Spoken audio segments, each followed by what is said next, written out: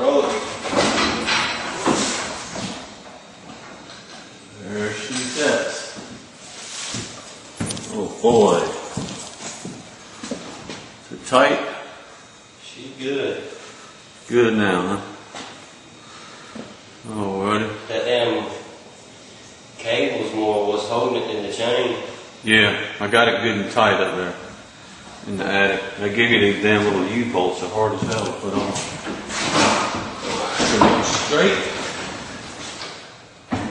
Oh yeah, that's gotta go on.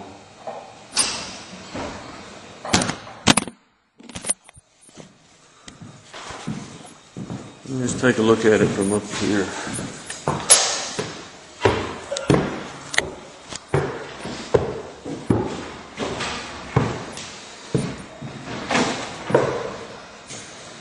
Yeah, it looks pretty good.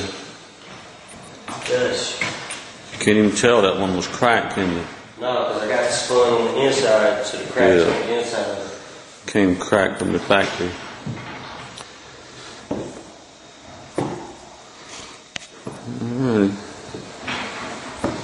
Alright, so you need the recessed can light now. Yep.